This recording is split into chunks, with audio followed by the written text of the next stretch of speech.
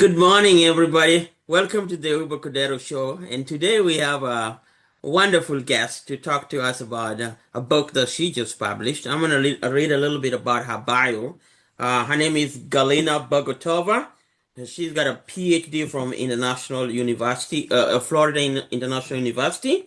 And currently she's a visiting assistant professor of political science and Russian and Euro-Asian studies at Union College, which is in New York, and a visiting scholar at the Jordan Center for the Advanced Study of Russia at New York University. Her research examines Russian foreign policy, post-imperial governance, and the role of familial and moral narratives in legitimizing authority and hierarchy. She works at the intersection of political theory, foreign policy analysis, and post-colonial approaches to international relations. And in addition to that, Galina is a friend of mine, and we went to school together at FIU, and we've been in touch. So I am congratulating her for this new book that she's got out, which she will tell us how to get if you are interested to buy it. So, Galina, how are you doing? I'm doing great. I'm so excited to be here, and I'm really grateful for your invitation. It's good to catch up after long years that we haven't seen. So that's great. Thank you. Yes, I'm actually very interested to hear. The book is popping out a little bit on the social media spaces, especially on LinkedIn, and a lot of people loving it. So I just wanted us to also have access to this book and hear what your process of research and all that you are doing as you are what you are thinking as you are doing this book. But the second part of it, since the Uber Cordero show is mostly focused on um, Black internationalism, Black experiences in the continent of Africa. We wanted to see if some of these arguments could be stretched out to the spaces that we are engaged in.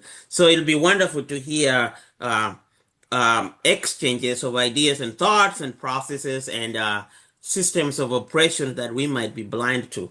So I'm going to ask you, your book's title is Casting War as Love, which is a jarring juxtaposition, war and love. What was the aha moment for you when you realized that the Russian state wasn't just using nationalist rhetoric, but was specifically hijacking the vocabulary of domestic intimacy to frame colonial expansion as an act of care? That's a great question, Uwe. Thank you. Aha moment. Aha moment, I think, was developing when I moved to the United States in 2016. Yeah. And as I recall, it was deeply polarized time for the American politics. Donald Trump was elected for the first presidential tenure. And at first, I didn't have a clear analytical framework for observing that discourse, but emotionally it felt something different to me, weird. American politics, as I understand now, for me at that time, was revolved around issues that felt very practical. Immigration rights, reproductive rights, social justice, tax policy, welfare programs. And these debates were heated, of course, but they were concrete. They were about things that directly affected me as a not even a citizen, but just a part of the society. And I felt that I'm a part of this political system more than I felt in Russia. And I think maybe even the fact that you have to file your taxes yourself in the United States make it for you make it feel like you're a citizen to the greater extent, even if you don't hold a citizenship. In Russia, Mm, politics felt very distant from everyday life. It's like some big people, big guys somewhere else far away were debating about grandiose philosophical issues that had nothing to do with practical life. And the vivid example was in 2014. It's just 2 year distance, right? mm, The annexation of Crimea. And everybody was talking about Crimea returning home, reconnected to the family. But for the majority of Russian people, Crimea is not a strategic territory. It's a seaside resort, okay? It's a Miami of Russia. But the majority of Russian people cannot afford even visiting there. So it doesn't affect their life in any way, right? mm, But the the emotional charge was much higher, the intensity, even though it didn't affect them. So this contrast was really fascinating to me. And on the contrary, the issues that are really should be emotionally charged, like familial connections, like family relations, gender dynamics, personal autonomy, child abuse, in the United States, on the contrary, they were really emotionally charged. They were really pronounced. They were labeled. They were articulated. Like even the subtle mechanisms of abuse, like gaslighting. I didn't know what that means in Russia. I only learned it in the United States what gaslighting means. Mm. Do you know what gaslighting is? I Yeah. think I have an idea what it means, like emotional hijacking or something like that. Or So, gaslighting is when somebody gains your trust so mm, deeply that that your identities become intertwined, and then you use that in order to make this person doubt their own reality that is real. Like mm, you can they put their phone right here, then they turn around, you put it somewhere else, and then you pretend like it was right there, and the person feels crazy, like, no, I have put it here. No, no, baby, you just confused something. That's gaslighting. That's crazy making. And I didn't know that it has a label. I thought it was my personal experience, but in the United States, I found out that's not the case, that this is abuse or future mm. faking. I thought it's just, a person is just saying something that they thought they would do, but they couldn't. But future faking is creating a false stimulus for manipulation. They already know they will not fulfill the promise. They just say they would because they want to create an incentive for you and gain things that they want. And this is something that I only learn as a label in the United States, that this is not my private experience as a woman whose men speaker is broken. No, it's a widespread female experience that women in the United States speak up. Russians don't do that. And So you call so it what's future faking? That's the first one I'm hearing. I future never. faking? Yeah. Yes, ladies and gentlemen, and everybody else, future faking is a thing. Okay. And what struck me is Mm, this like paradox that in Russia, deeply emotional family dynamics was suppressed in life. It's like private matter, nobody talks about it. Domestic violence is essentially decriminalized, like we don't want to say anything. So this language is suppressed, while the language of family, brotherhood, protection, abuse, return to home was projected onto politics because you cannot say things directly about your home, about your family. You start saying it, projecting it onto politics. While in the United States, politics is politics, private matters are discussed as a subject. Does that make mm. sense? It does make sense for the most part. Now you're getting in that territory in which things are kind of getting enmeshed, but that's for another day. Okay, so there's clarity. There's spaces and segmentation of society is instrumental in how you think about the mechanisms of imperial overreach in Russia. Where in the U.S. case, it's pretty clear when you are entering the domain of politics, but in Russia there's ambiguity in which where the occurrences of these activities is happening at. Is Exactly, that what yeah. I'm getting right? Yeah, So yeah, they this mix the things. go ahead, I cut you off. They mix up these things. They kind of talk about things that they should be talking about their familial dynamics. They project this language onto politics, something distant, something doesn't hit home. It's less painful, I guess, or I don't know. The question to psychologists. Good point. Now, your methodology looks at emotional architecture of empire rather than just military movement. I think you already touched a bit on that. How has your own background and lived experience informed this approach? I think you already talked about living in Russia and living here. And but I want to ask, why is it a moral imperative for scholars today to decolonize the language used to describe state violence? Sure. Thank you. This is also a brilliant question, honestly. And you kind of got the core message of my book with this question, because the message is about decolonization, not only as a moral gesture. I mean, of Mm, course, it does have moral implications and stuff. It's like, but the stakes are nowadays are so high, it's about survival of the entire system. the decolonization. Yes. And I was talking about my experience. I was born in Kazakhstan. I had different experiences of familial dynamics in a Muslim country, in an Orthodox Christian and Protestant. Like I do use religious terms because in for a very long time, church and religion has been dictating moral standards for familial dynamics, right? So I had this experience about how people talk about power within the family because women are most of the time assigned the place of private.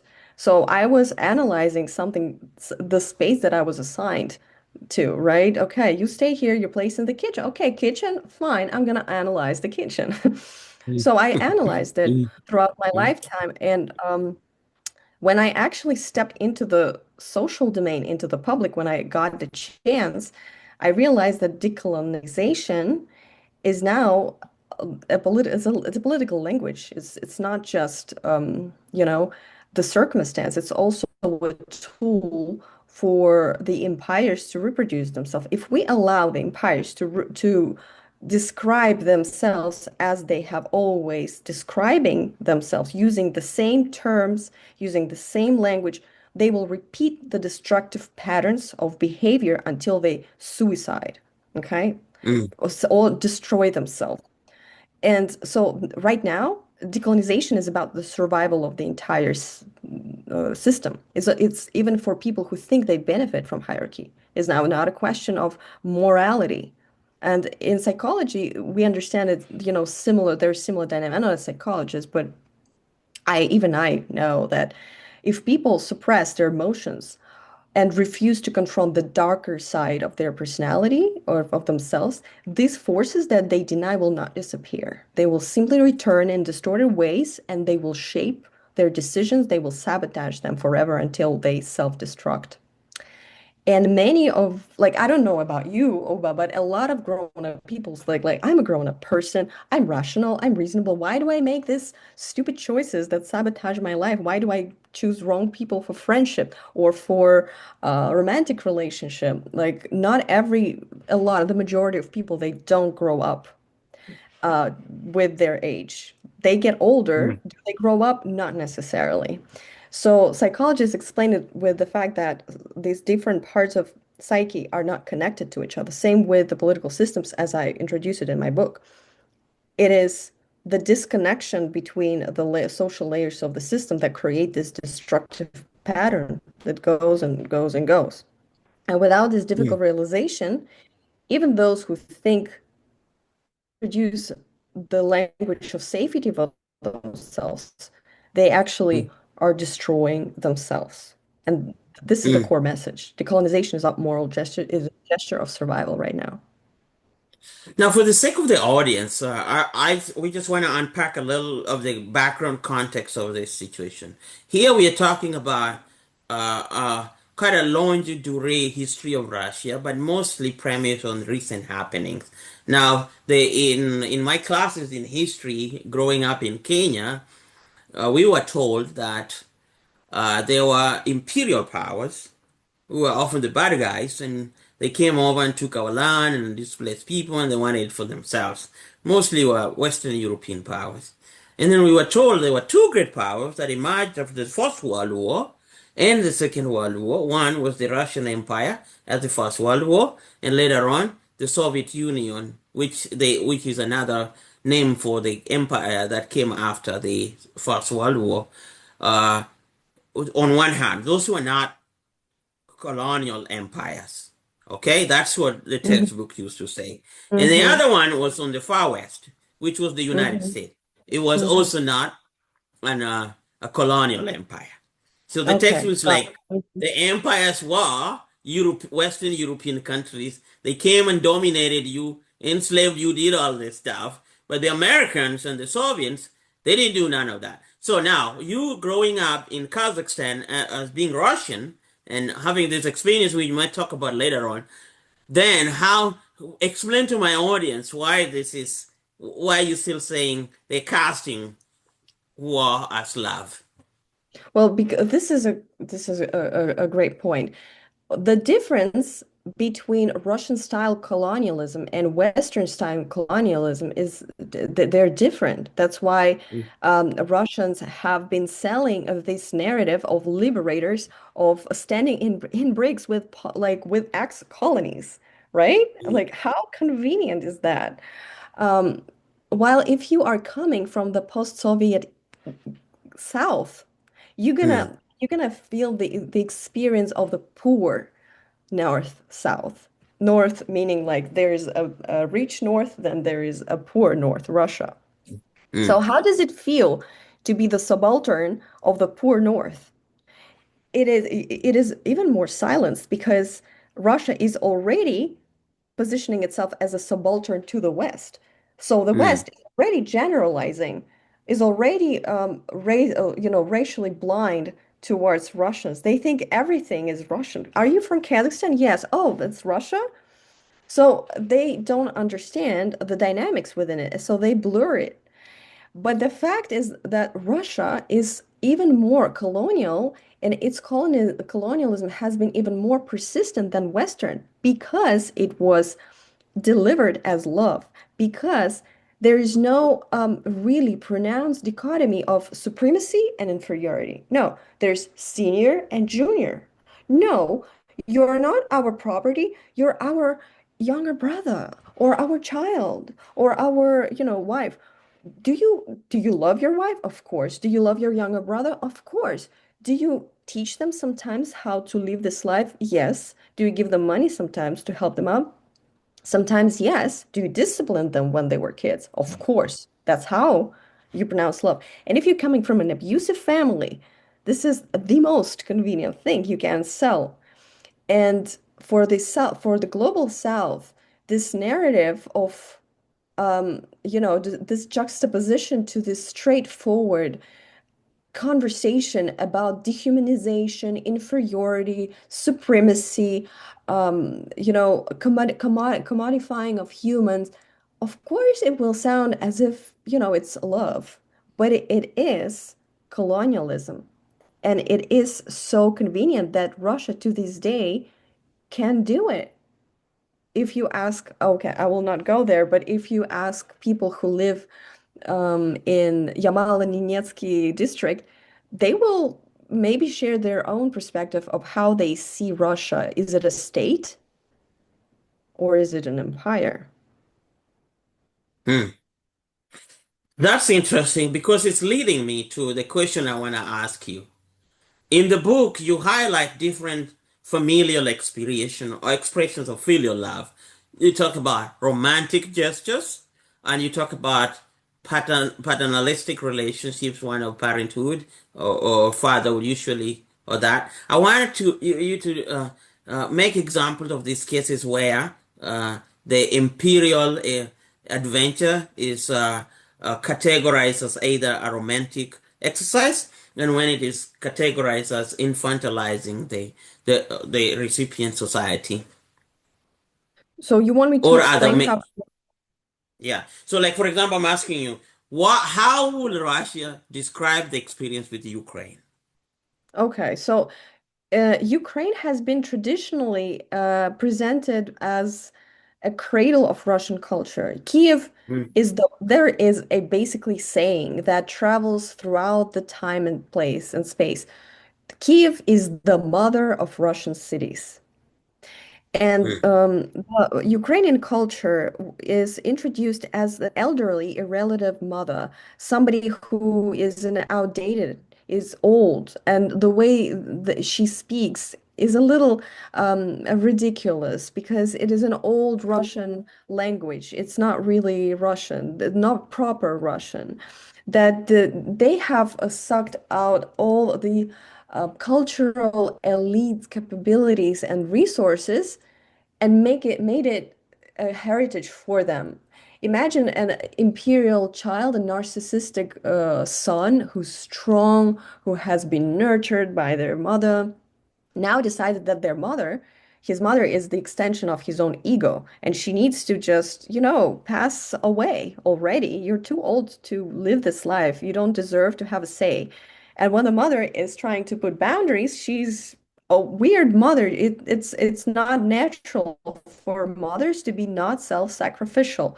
You are a bad mother. It's just a huge narcissistic tantrum. This is how I describe it in my book.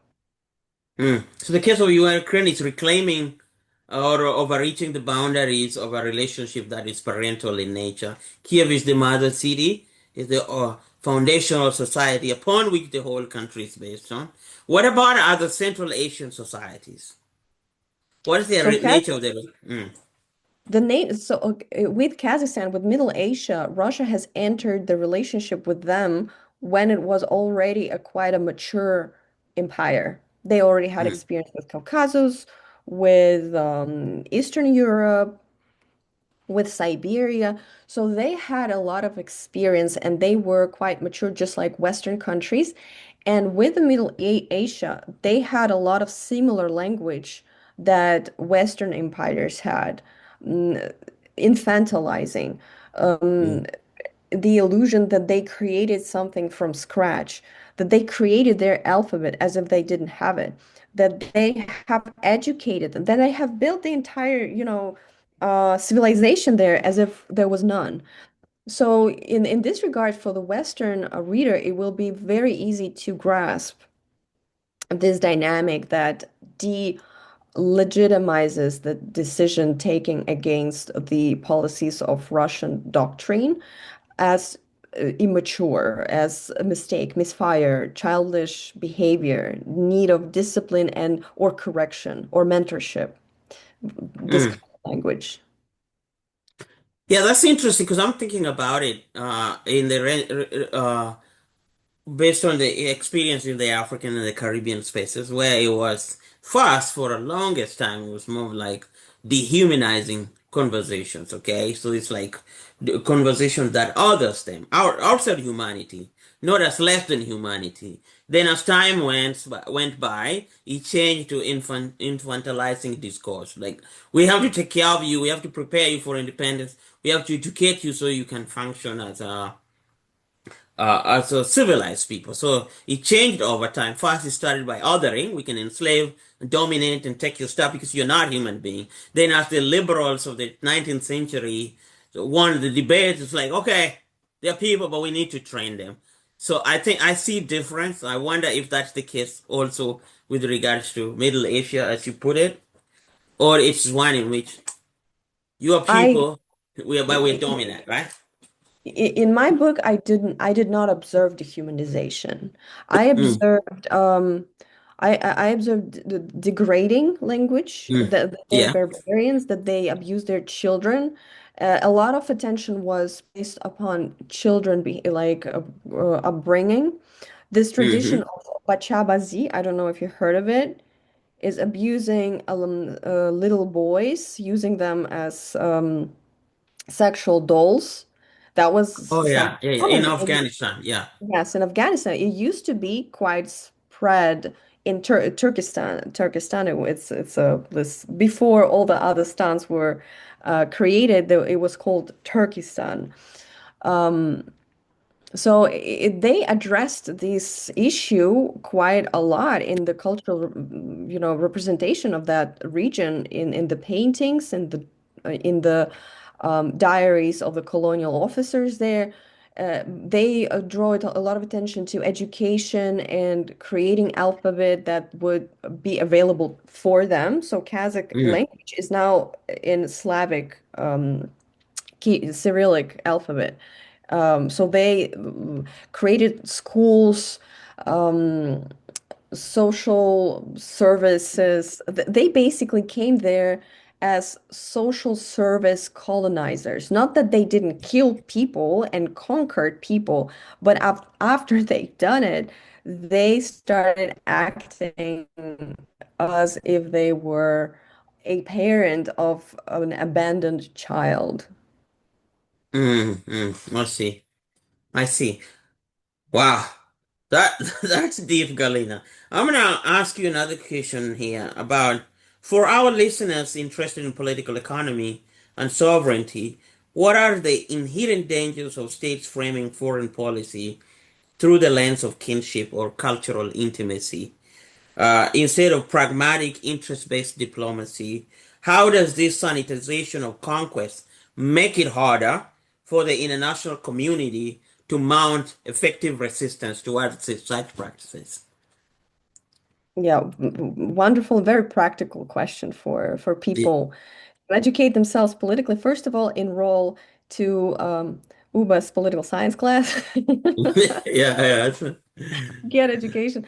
So the danger is that kinship metaphors and familial, they blur the line between voluntary cooperation and civic engagement and forced loyalty. They trigger this primordial bottom in us, something that we're born into, right? Something we deeply familiar. And it is interesting that familial and familiar have the same root, right? And Mm, familial language offers the comfort of familiar. In contrast, the language of equality, human rights, civic engagement, laws, policies, blah, blah, blah, racial justice, gender justice, all these things, they kind of require collective intellectual effort. mm, And social change is demanding. It requires people to rethink inherited habits, internalize hierarchies, internalize oppression. Other oppressors have to, recognize their own privileges. So the process can be exhausting. And when people feel disoriented and overwhelmed, there is a temptation to retreat into something that feels simpler, something more familiar. And I'm sorry for always coming back to psychology, but this is the core plot of my book, okay? Like I wrote it as a political psychologist, mm, psychoanalyst, psychoanalyst. The psychology teaches us that if we feel familiar, it doesn't necessarily mean healthy or safe, right?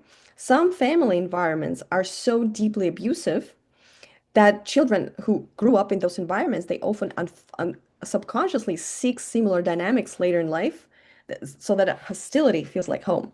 And in political environment, something same is happening. In international politics, states are supposed to relate to each other as sovereign, equal, as that's what they claim initially, like, But when on foreign paper.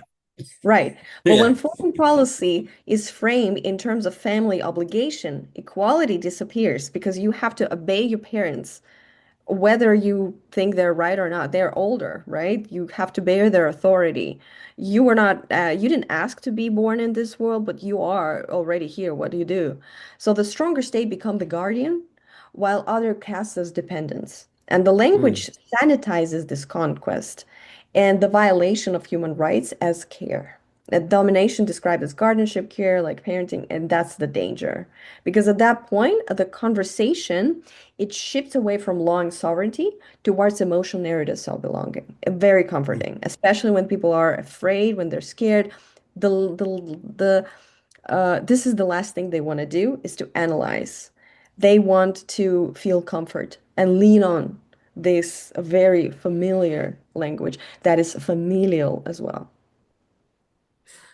Galina, it's wonderful. I really loved reading the section that I interacted with in your book. I mean, it was written in wonderful prose. Its organization is really good.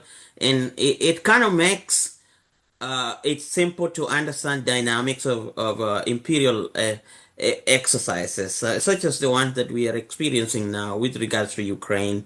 And it's just a wonderful written book. But it was for me as I was reading it, it also allowed me to get to know you a little more, to to get to know how you're thinking and how you're processing these situations that you find yourself in. And also, as I said before, it is. It is a book that only a woman scholar will write like that. Yeah, I agree. Yes, yes, Maybe also yeah. a queer man, but I wonder why. I mean, I wonder why that is the case. Why do you you think think? why is that the Yeah, case? yeah. Well, I think because women have been considering the fact that I was born in Kazakhstan, it's a Muslim country, and it has their, the situ with familial dynamics is quite conservative there. Women were assigned the private space to operate, right? And that's where I had to belong to. So, but you cannot extinguish the analytical capacity of the brain. I am not in control of this need to analyze. It's almost compulsive. So Mhm. I just analyzed something the space that I was assigned to hold, the family dynamics. And because of this need to analysis, I started thinking about and studying about this very trendy studies on narcissistic abuse, domestic violence, subtle mechanisms, how it happens to other women, and how subtle it can become, how intertwined with self-abuse it is, and how I myself assign the place in the society. Even they tell me I have rights. Do I see the avenues to exercise these rights? How do I get punished for doing it, for speaking up these things? How I see something familiar in political dynamics that men might just not be aware of because they don't, or they're not called to analyze the private space to the same extent. They don't depend on it to the same extent as women. So they don't pay so much attention to it. A woman had to. A woman had to go deep into personal intricacies. And then because I found myself in a historical moment where I actually could have accessed also the political domain, right? Just because I was born 21st century, no, 20th century, but technically, I found myself in 21st century being able to apply these instruments of domestic to see the analog, of the same narratives and dynamics homogenical in political space. And I don't think that men were socialized into seeing so many details in the private space as a woman would. Does that answer your question? Yes, it does. It's pretty profound. I'm so, Yeah. like, am I overwhelming you right now with all No, no, this? you're not overwhelming me. I'm following through. You're just saying the positionality of and the cultural permissions that we have makes us blind to some insights as men, okay? Especially men in dominant spaces to see society in this lens. And you are able, as a woman living in a society that subjugated women, to see it, to see it in Kazakhstan, and then also to see it in Russia, where you grew up. And then that makes this analysis of this seemingly abstract and violent exercise as kind of closed in subtle expressions of gender, which to me, Absolutely. yeah, which to me is very interesting. It is interesting because Russia called itself Mother Russia, the protector. Then how come does it then have this male aggression embedded in its foreign policy? It just doesn't make any sense. It's a paradox there. Imagine a mother being so protective. Imagine a Hmm? mother that tells you to do everything the way she thinks is correct, even if you're 40 years old. Would you be happy? No, Maybe. no, they don't. I'm sorry? No, you won't be happy. No, right? You would be quite a rebellious child. Now, if you for 75 years you were dictated, you were not allowed to have private property, take decisions over your investments, over your employment. You were employed somewhere where, somebody else will tell you, send you, distribute your talents, and or you were not allowed to exercise something that you are called into by heart, compete with others freely. If you were so restricted by your mother for so long, wouldn't you actually rebel? And it's your mother also. You cannot not love her. You will condemned to loving her, even if she's the most horrible person in the world. How frustrating is that? What an entrapment, isn't it? Hmm. It's an entrapment. It's Wow. an What are entrapment. we what are we doing? I'm gonna ask you to tell us where we can get this book so that those who want to buy it can get access to it.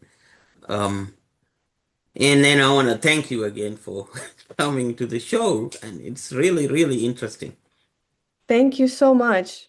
So, yeah, thank you so much for inviting me. It was such a pleasure to formulate these ideas. It was actually a very good moment for me to find the core message of this book. And if I was asked, I know you didn't ask me, but if I was to ask to just, ma name three main things that may, that your audience can walk away digitally from this conversation is.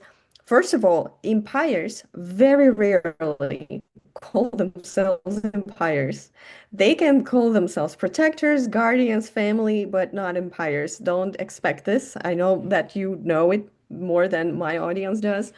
Second of all, when war is framed as protection and domination in familial terms, that is when the vocabulary and experience of victims and survivors of domestic violence and narcissistic abuse comes very useful politically. And third, the language of family can be one of the most powerful political technologies because this hierarchy, this particular hierarchy, not racial, not gender, not class, but the familial hierarchy does seem natural because a human being is born into natural circumstance of hierarchy. Mm. Wow. Yeah, that's a very good summary. That's a good takeaway. Thank you. Yes, thank you. So your book is available. It's published by Palgrave Macmillan, right? Correct. So it's available on the website and other outlets, right? Is that? Yes, it's available everywhere. It's available on Amazon, on Google, Goodreads. It's available on almost every book platform you can access. Yeah, Barnes and Noble. So you can find it. It's titled Noble. "Casting War as Love." Yes, exactly. Thank you so much, Uba. I really, really appreciate this conversation with you and your audience. It is very important that this particular message is delivered to your audience. We need to have a conversation about it. We need to get in, we need to get connected. Thank you very much. I appreciate you, and I'm sure the audience is happy as well. Thank you for your time, and hope we get to see you again in your next book. Thank you. Thank you. See you. See you.